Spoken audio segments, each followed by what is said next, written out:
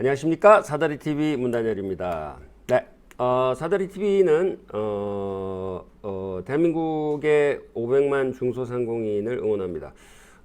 대기업들은 다 알아서 잘 해나가지만 이 중소기업을 포함한 소상공들은 굉장히 취약합니다. 세계적인 트렌드에 취약합니다. 어떻게 변해가는지를 전혀 모르고 살고 있기 때문에 그 속된 말로 상투 잡기가 굉장히 흔한 일이 되는 거죠. 그래서 소중한 퇴직금 날리는 일이 너무 많다 보니까 가슴 아픈 일이 많이 벌어지곤 합니다. 그래서 알자, 알아야 살 수가 있죠. 그리고 사실 알기만 하면 비즈니스는 문제가 아닙니다.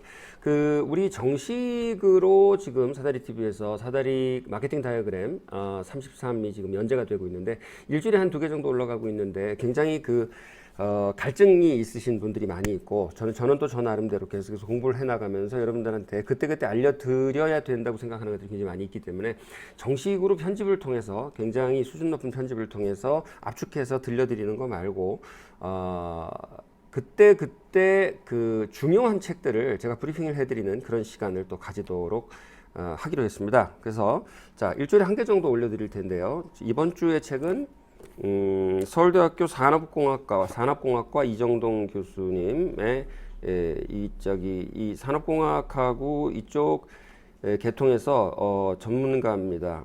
굉장한 전문가죠. 한국생산성학회 회장을 역임했고 한국기업경영학회 회장, 국제저널 멤버로도 활동하고 아시아 퍼시픽 태평양 프로덕티비티 컨퍼런스 그러니까 생산성 컨퍼런스를 주관하고 계신 분인데 저는 굉장히 도움이 많이 됐습니다. 축적의 길. 어저께 5시간 동안 5시간 동안 독파했어요. 공항 가서 앉아가지고 굉장히 저한테 저희 사다리 필름에도 많은 시사점을 남겨줬기 때문에 이거를 오늘 요약을 한번 해드리도록 하겠습니다. 굉장히 착각들을 많이 짚는데요. 이게 시의적절하기도 했어요. 이게 지금 책이 언제 나왔는지는 잘 모르겠는데 지금 반일 극일 굉장히 화두잖아요. 그런데 2017년에 초판이 나왔었군요. 그런데 어떻게 하면은 일본을 이길 것이냐. 일본 얘기 굉장히 많이 나오고요. 한국은 뭘 잘했고 뭐가 특기고 또 무엇을 앞으로 해 나가야지 초일류 선진국이 될 것인가. 근데 이게 지금 전체적으로 국가적인 얘기일 뿐만 아니라 기업에도 똑같이 적용되는 얘기를 합니다. 자, 요약을 5가지로 제가 요약을 하겠습니다. 이분도 지금 5가지로 요약을 했는데 조금 풀어서 요약을 제가 해드릴게요. 이게 아니고 저거다. not only but also 이게 아니고가 아니라 이것뿐만 아니라 저것도라고 하는 공식으로 제가 요약을 해드리도록 하겠습니다. 첫 번째는 뭐냐면 시스템뿐만 아니라 마이스터다. 이 사람이 마이스터라는 말을 쓰진 않아요. 근데 고수라고 하는 말을 쓰는데 무슨 말이냐면 초인류 기업이 되는 혹은 초인류 기술 선진국이 되는 기준이라는 거를 처음에 제시하는데 그걸 뭐를 기준으로 제시하냐면 개념 설계라고 하는 컨셉 디자인이라고 하는 그 개념 설계의 기준을 제시합니다. 그걸 할 수 있으면 초일류 선진국이고 그걸 못하면 이제 2류가 되거나 3류가 되거나 이렇게 되는 거죠. 개념 설계라는 건 뭐냐면 이런 겁니다. 롯데가 저 높은 빌딩을 지었다. 그럼 우리가 지었다라고 대한민국에서 시공 능력이 세계에서 가장 우수하다고 우리가 자랑을 하지만 그게 그렇지가 않다는 거죠. 왜냐하면은 저걸 지었을 때 설계는 누가 했느냐? 영국에서 했고, 그 다음에 기반 설계는 누가 했느냐? 미국 회사가 했고, 그 다음에 풍동 설계, 바람에 흔들리면서도 쓰러지지 않는 설계는 누가 했느냐? 카나다 회사가 했다는 거죠.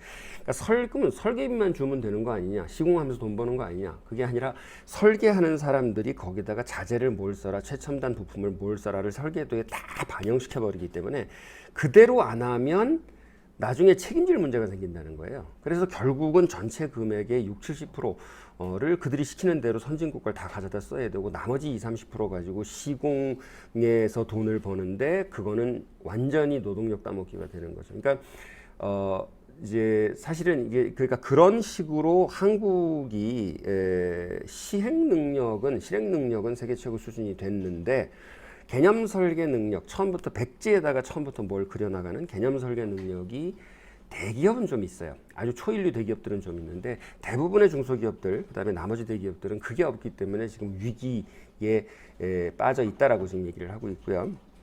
근데 이게 우리한테 꼭 이 스몰 비즈니스 하는 우리한테 이게 뭔 상관이냐 도대체 뭐 이런 게 상관이 있느냐? 상관이 있어요.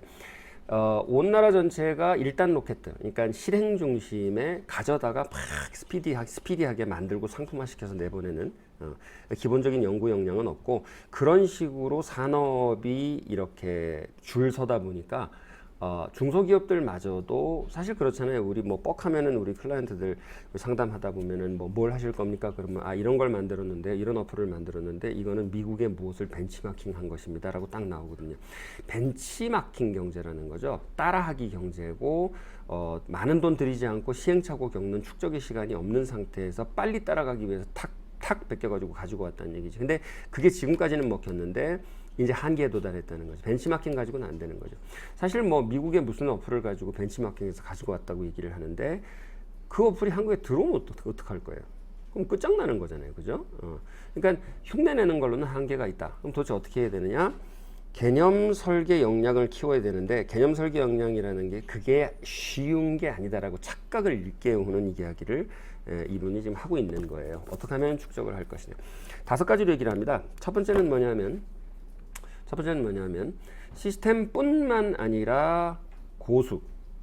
무슨 얘기냐면은 시스템을 가지고 오면 되고, 시스템을 사오면 되고, 시스템을 카피해서 가지고 오면 되지 않느냐 그러는데, 사실은 그 시스템을 돌리는 거는 마이스터들이라는 거죠. 고수들이라는 거죠. 이건 평생 쌓아 올린 고수들, 그 분야 최고의 고수들이 모였을 때, 그럴 때 혁신이 일어나고, 그 혁신이라는 것의 내용을 막상 뚜껑을 열고 들어가 보면, 혁신이라는 말은 쉬운데 뭐 그냥 천재들이 아이디어를 잡스가 이렇게 뚝딱 이렇게 천재들이 아이디어를 내면 그게 혁신이야 그러는데, 그게 아니고 뚜껑을 열고 들어가 보면은 거기에는 30년 40년 동안 그것만 해오면서 계속 역량을 업스케일 시켜온, 역량을 올려온 그런 마이스터들이 들어있고, 그 고수들을 유치하느냐 마느냐. 그러니까 어떤 뭐 특허가 엄청나게 많은 회사를 인수했다고 되는 게 아니라, 거기 그 고수들, 인간들이 있느냐는 거죠. 그러니까 그게 이제 밖으로 나온 이렇게 책이라든지 아니면 밖으로 나온 지식을 형식지라고 그러고요. 그 다음에 이게 지금 사람 속에 들어있는 굉장히 끈적하고 아주 사소한 것들이 이렇게 얽혀 있는, 아직은 밖으로 나오지 않은 이 형식지가 안 된 것들을 암묵지라고 부르는데, 사실 아직까지도 모든 것들이 다 컴퓨터화되고 모든 것들이 인터넷만 치면은 엄청난 지식이 쏟아져 나오는 이런 세상에서조차도 형식지 가지고는 안 되고 암묵지를 가진 인간이 있어야 된다. 전문인이 있어야 된다. 그러니까 우리한테 지금 시사하는 바는 뭐냐면, 스몰 비즈니스를 하더라도 결국은 그 비즈니스가 탁월한 성과를 내는 것은 주방장이란 얘기예요. 여기 주인이 주방장이 될 수 있느냐, 혹은 거기 주방장이 주인하고 손발을 맞춰가면서 굉장히 오랫동안 이 축적을 해온 지식이 있는 사람인가, 현장 지식이 있는 사람인가, 그런 사람들이 몇 명이 있는가, 그게 얼마나 시스템화되어 있는가. 결국 사람 없이는 아무것도 안 된다. 고수 없이는 아무것도 안 된다는 얘기입니다. 그냥 사올 수 없다니, 단기간에 사올 수 없다는 얘기죠. 두 번째, 아이디어만 가지고는 안 된다. 스케일업 역량이 있어야 된다. 요거 지금 굉장히 생소한 개념이었어요, 저도. 근데 이제 이게 공대에서는 아시더라고요, 이게 무슨 얘기인지. 아이디어라는 건 뭐냐면 이런 거예요. 사실은 잡스가 태블릿 아이패드를 만들기 19년 전에 미국의 파크라는 PARC라고 하는 제록스 연구소에서 그 태블릿 PC를 개념을 개발을 했어요. 기술을 이미 19년 전에 개발된 기술이거든요. 그런데 이거를 가져다가 실제로 상품화 시킨 거는 잡스인데, 잡스가 요거를 약삭 빠르게 싹 가져다가 썼느냐? 아니요. 그게 아니고, 이걸 가져다가 세계적인 상품이 되게 하기 위해서 실험실 차원의 기술을 상용 기술로 검증, 테스트하고 개발해서 보완해서 검증해내는 작업, 그 작업을 스케일업이라고 부르는 거죠. 굉장히 중요한 개념인데요.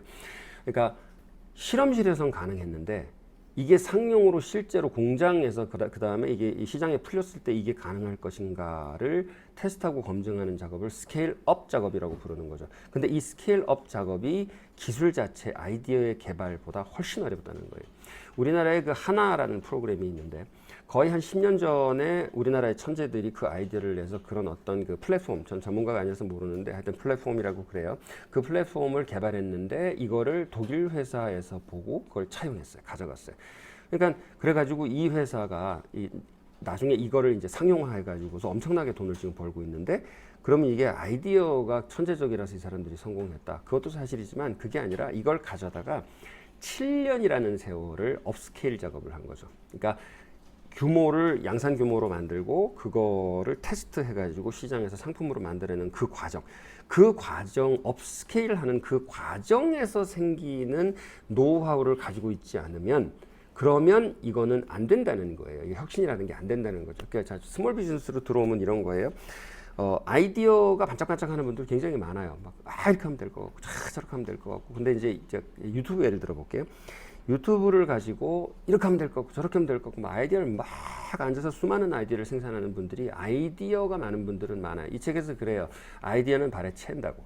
아이디어는 발에 채인다는 거죠. 아이디어는 너무 많다는 거예요, 사실상. 그런데 문제는 뭐냐면 이렇게 하면 유튜브가 될 것 같다라고 하는 그 유튜브 어떤 채널의 아이디어를 가지고 있다는 얘기죠. 예를 들어서 어떤 전문가가 이런 거 없으니까 내가 이렇게 하면 될 것 같다고 얘기를 하죠. 그런데 그거 하고 유튜브에다가 적어도 10분짜리 10개를 올리고 그러면 시작할 수 있고 적어도 10분짜리 30개를 올리고 그 30개 동안 봐가면서 어떤 건 사람들이 반응하고 어떤 건 사람들이 반응하지 않더라는 걸 추적해 가면서 그거를 바꿔가면서 린으로 계속 수정해 나가고 그 다음에 사실상 이게 100개 정도는 올라가야 그 중에 히트작이 2개, 3개 큰 메가 히트가 나오고 이게 몇만짜리가 올라가면 그 다음에 그 몇만을 타고 들어온 사람들이 전체적인 조회수 그래프를 올리고 이걸 계속 2년, 3년, 4년, 5년 해가지고 300개, 400개 이상 포스팅을 올리고 그렇게 해가지고 결국은 그 아이디어가 거대한 상업적인 성공을 거둘 때까지 제이 플라라고 아시죠? 우리나라 커버 가수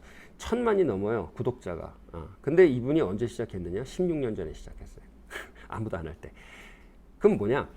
이거를 아이디어를 가지고 있다는 거하고 이걸 가지고 실행해서 상업적으로 스케일을 가진 것으로 실제적으로 비즈니스가 되는 것으로 키워낼 때까지의 그 과정을 업스케일 과정이라고 그러는데 그 업스케일 과정을 견딜 수 있는 축적의 끈기가 있어야 된다는 거죠.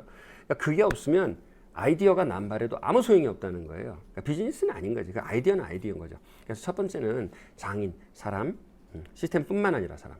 그다음 두 번째는 뭐냐면 아이디어뿐만 아니라 업스케일 능력. 이거는 굉장히 그 지구력이 좋아야 되고 굉장히 돈이 많이 들어가는 일인데 둘 중에 하나예요. 시간으로 하든지 돈으로 하든지. 세 번째는 뭐냐? 요거는 조금 저도 계속해서 이게 지금 뜻밖이었는데 트럼프가 대통령이 되면서 중점적으로 추진한 것 중에 이런 게 있습니다. 리쇼어링이라는 게 있어요. 쇼어가 해변이고 오프쇼어링이라는 거를 옛날에 계속해서 추진해 왔어요. 선진국들이 뭐냐면은 나이키처럼 연구는 우리가 하고 공장은 중국에 짓고 이렇게 해서 오프쇼어 해외로 내보내는 공장을 내보내는 거죠. 핵심 역량만 남겨두고 연구 역량만 남겨두고 오프쇼어링이 계속해서 20년 동안 유행했었는데 우리도 공장 다 중국으로 보냈잖아요. 큰 문제가 생겼어요. 무슨 문제가 생겼냐면 오프쇼어링에서 공장을 현장으로 넘기다 보니 재래 업종 말고 저기술의 로테크의 재래 업종 말고 하이테크 공장을 저쪽으로 넘기다 보니까 무슨 일이 발생했냐면 공장 현장에서 시행착오를 거쳐서 쌓이는 첨단 기술을 중국이 다 먹어. 이 책이 그렇게 설명하고 있어요 지금. 그런 일이 발생한다는 거죠. 무슨 얘기냐?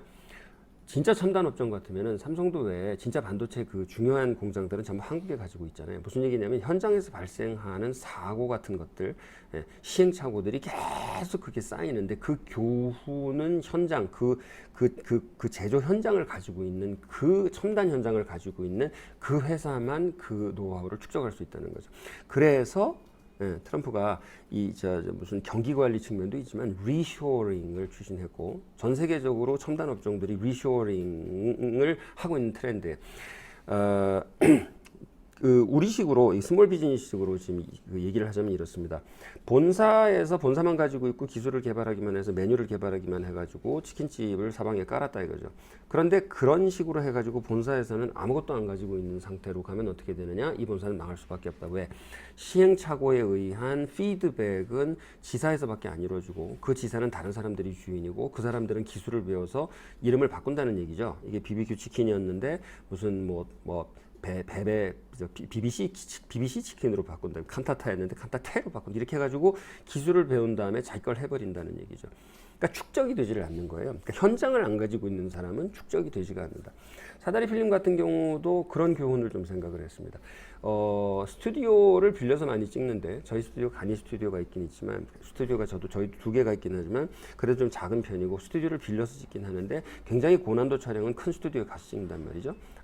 이거는 고난도 촬영일수록 큰 스튜디오를 가져야 되겠구나라고 하는 생각을 솔직히 했어요. 제가 그거를 가지는 순간 그걸로 원가를 절감하는 기술, 그 다음에 잘 찍는 기술 이런 것들이 내부에 축적이 돼 가거든요. 바깥의 기술이고 전문가를 데리고 오는 것과는 상관없이 내부에 그런 기술이 축적돼 가느냐, 이건 현장이 있어야 된다는 거예요. 그러니까 데스크만 있는 게 아니라 머리 생각하는 것만 디자인만 있는 게 아니라 현장을 가져야 된다. 다시 진짜 이게 지금 저희 자막이 없는 거라서 정리를 해드리면 시스템뿐만 아니라 고수가 있어야 된다. 일론 머스크는요, 뭐 화성에다가 식민지를 만드는 무슨 말도 안 되는 것 같은 그런 계획을 세우고 있는데 그런 계획을 어떻게 그런 그 천하의 허풍 같은 계획을 어떻게 해서 세우게 되느냐. 이 사람 자체는 인류 프로그래머인데 그 우주항공 팀으로 불러들인 사람들이 전부 다 보잉의 최고 책임자, 나사 최고 책임자 이런 사람들이에요. 그러니까 최고의 고수들이 들어오니까 그런 꿈을 꿀 수가 있는 거죠. 그래서 시스템이 아니라 고수를 키워야, 시스템뿐만 아니라 고수를 키워야 된다. 아이디어는 널렸다. 아이디어가 문제가 아니라 현실에 적응시키는 기술인 스케일업 역량을 축적해라. 굉장히 중요한 말이죠. 그 다음에 제조 현장, 데스크뿐만 아니라 디자인 역량뿐만 아니라 제조 현장을 반드시 소유해야 된다. 그 다음 이제 네 번째는 뭐냐면 이건 이제 국가지 대사입니다. 고독한 천재는 없다. 사회적인 축적을 꾀해라.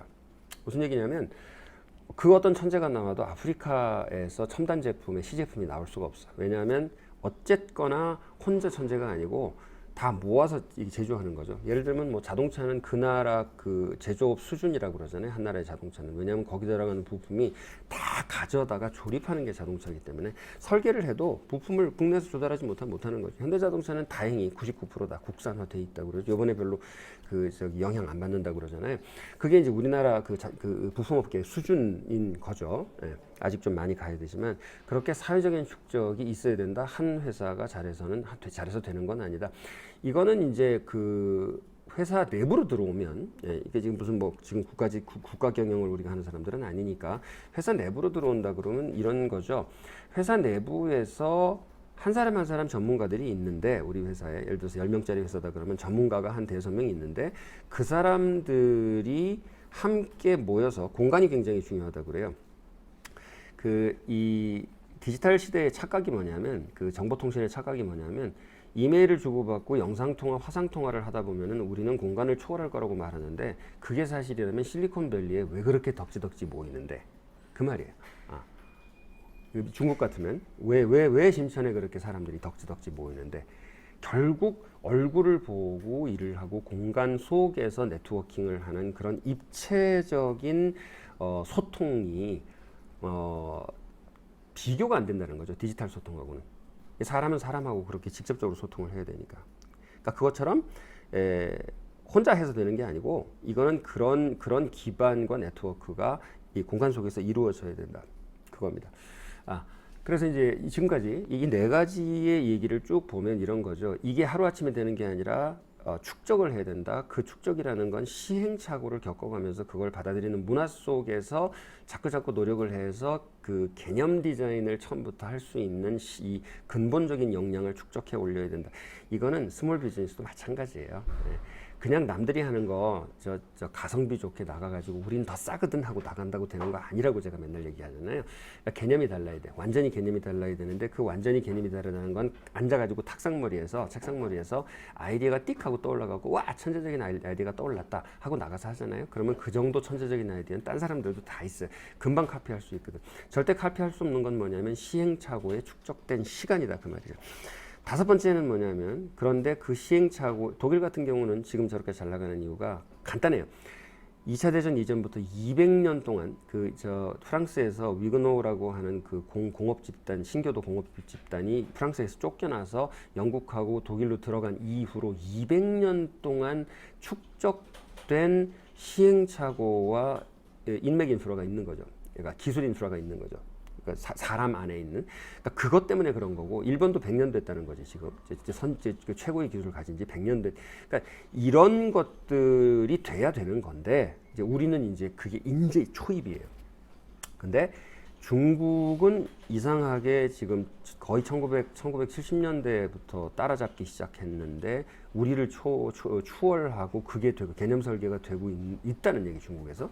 무서운 얘기인데 그게 어떻게 되느냐. 중국의 전략은 뭐냐면 다른 나라에서는 작은 시장을 가지고 시간의 축을 가지고 서서히 이렇게 축적시켜 나갔는데 중국은 거대한 시장을 가지고 거대한 인구를 가지고 짧은 시간에 빅데이터 가지고 이걸 따라잡는다는 거예요. 그러니까 예를 들면 이런 거죠. 중국에서 고속철도가 시작이 된 게 얼마 안 되는데 우리가 먼저 시작했는데 중국에서 고속철도를 남의 거를 베껴와서 시작을 했다가 중국에서 그 어느 나라보다도 고속철도 길이가 길대요. 그 어느 나라보다도 추운 데 간대. 그 어느 나라보다도 더운 데 고속철도가 간대. 그러다 보니까 탈선하고 추돌해가지고 몇십 명 죽고 뭐 이런 엄청난 그 사고들을 한꺼번에 지난 수십 년 동안 겪으면서 지난 한 20, 30년 동안 겪으면서 비약적으로 발전해서 중국 내에서 설계한 고속철도를 미국의 샌프란시스코에다 팔았어요. 그래서 이렇게 규모로 따라잡을 때는 이게 된다라고 예외, 중국의 예외를 얘기를 하고 있습니다. 그거를 우리가 스몰 비즈니스가 배울 수는 없는 거지만 굉장히 중요한 개념들이 여기 나와 있죠. 처음에 그 전체적으로 책을 관통하는 거, 개념 설계가 되지 않으면 혁신은 없고 혁신이 없으면 당신의 사업은 장기적으로 갈 수 없습니다. 1번. 개념 설계가 되기 위해서는 첫 번째 고수 혹은 고수들이 있어야 됩니다. 두 번째, 이거를 상용화하는 아주 지난한 시행착오의 시간들을 겪어야 됩니다. 스케일업 역량을 키워나가야 된다. 그 다음에 세 번째는 뭐냐면 제조 현장을 가져야 된다. 내가 요거 장사 될 것 같다고 해서 싹 빠져나와 가지고 브로킹만 해서 전문가들을 요리조리 써먹어서 내가 요거는 말하자면 이 현장용으로 낙가마라 그래요. 이런 말로. 그런 식으로 해가지고는 절대 미래가 없다. 그 다음 고독한 천재는 없다. 네트워킹 하라. 콜라보 하라. 이런 것들이 오늘 우리와 사다리 필름에게도 주는 교훈이 되겠습니다. 강추합니다. 그리고 이거 정독해도 길게는 10시간, 짧게는 5시간밖에 걸리지 않는 책이니까 읽어보시면 좋겠습니다. 강추입니다.